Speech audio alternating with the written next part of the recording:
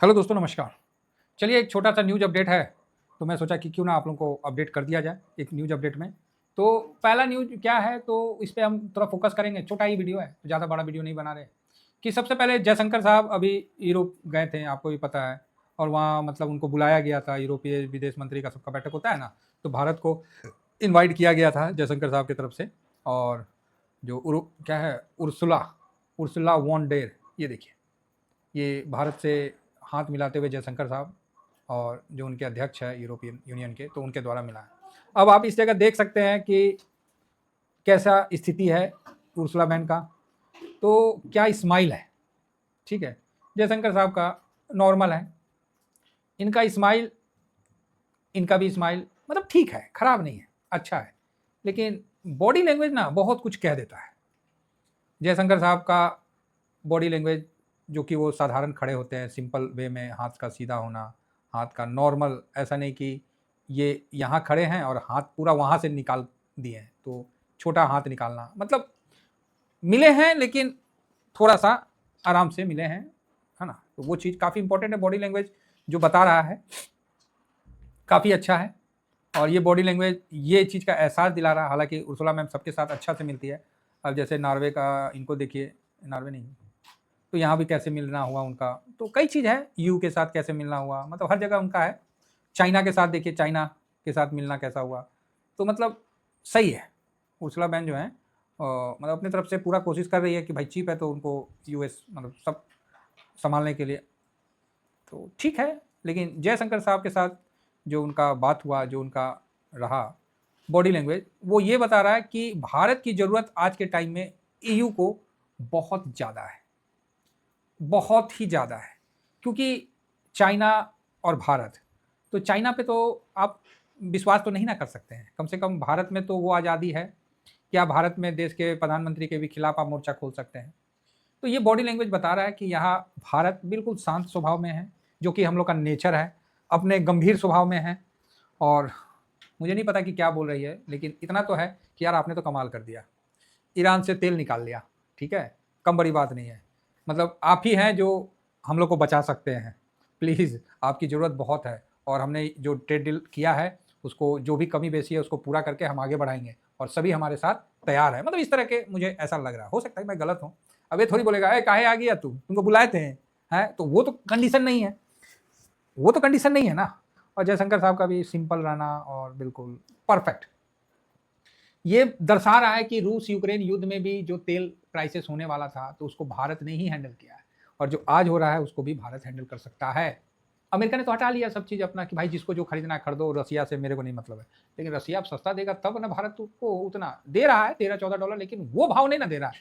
अब वो भाव तो ईरान देगा समझ रहे, अब वो भाव तो ईरान देगा। तो हो सकता है कि मे बी भारत ईरान से तेल ले, और मतलब काफ़ी अच्छा, मतलब यहाँ हो सकता है। अभी जो न्यूज़ चल रहा है मैं उसका अपडेट दे रहा हूँ कि ये एक अच्छा माहौल वाला है भारत के लिए। और यूरोप के लोग, अगर यूरोपीय यूनियन भारत में पैसा डालता है तो बहुत ही अच्छी बात है। नेक्स्ट सेकेंड न्यूज में आ रहा है कि ईरान ने स्टेट हर क्या है हार्मुज जलमार्ग से गुजरने वाले तेल टैंकरों के लिए चीनी युआन में भुगतान, ओ भाई साहब, अनिवार्य करने का जो शर्त है वो बड़े मजबूती से रखा। बताओ यार, ईरान क्या बोल रहा है कि चीनी युआन में हमको करो, युआन में करो। कभी ईरान में जानते हैं रुपया चलता था, ये आज की बात नहीं है, बहुत आज़ादी के समय की बात है, सब रुपया रखते थे। क्योंकि भारत पहले जो ट्रेड के मामला में ना, भारत ही पूरे वर्ल्ड का वो था एपी सेंटर। नहीं तो कोलंबस को क्या भांग खा रखा था जो वहाँ आया है। तो जबरदस्ती अंग्रेज लोग अपना अपना कहानी बताता है, समझ रहे हैं। हाँ, बोलता है कि ताजमहल कौन बनाया, अरे बुर्बक, एक कोठो जाके देखिए ना, जहाँ से आया था वहाँ पर काहे नहीं ताजमहल बना लिया है।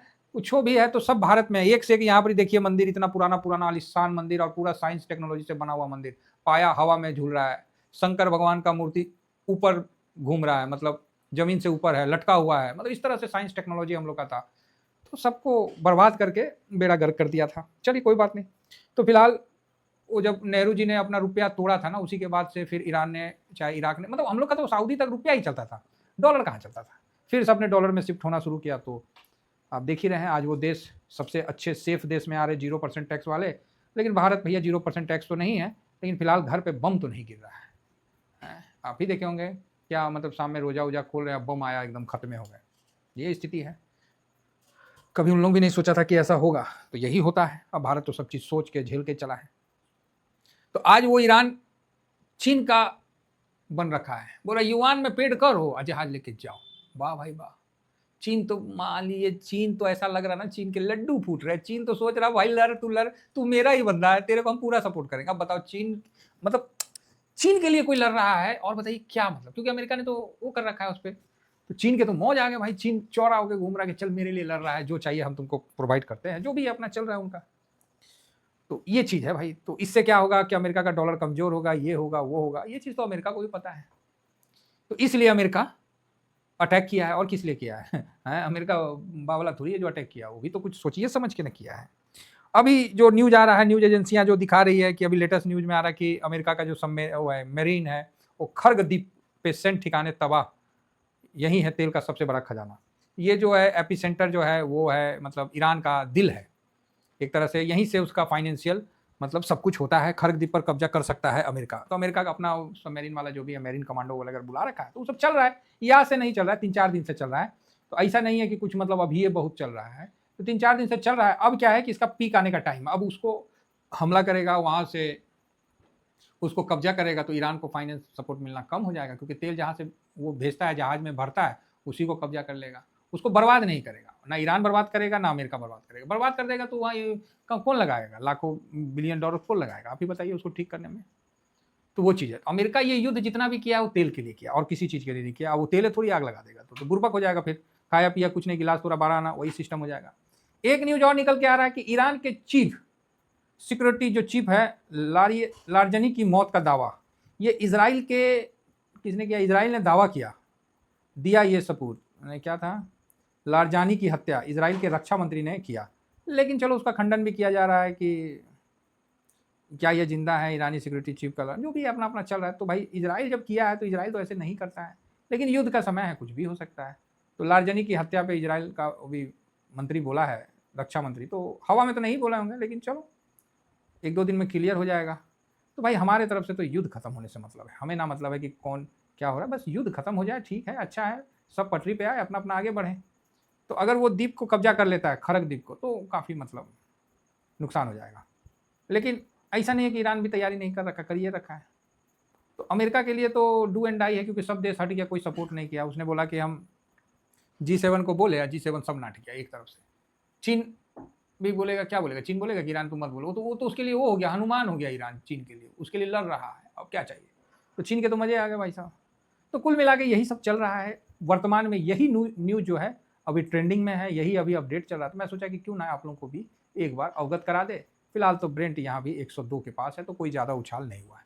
अगर खरग द्वीप अमेरिका का हैंडल हो जाएगा तो बहुत नुकसान हो जाएगा चाइना को, चाइना घुटने पे आ जाएगा, ध्यान रखिएगा, काफ़ी नुकसान हो जाएगा।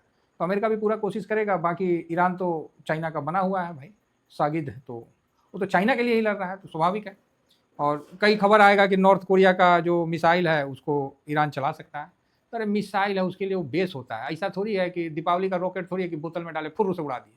तो मतलब इतना आसान नहीं है सब कुछ। मतलब ठीक है, न्यूज़ चैनल का काम है अपना न्यूज़ दिखाना, लेकिन प्रेजेंट में जो न्यूज़ चल रहा है उससे अभी कोई डिस्टर्बेंस का नहीं है, माहौल शांत दिख रहा है।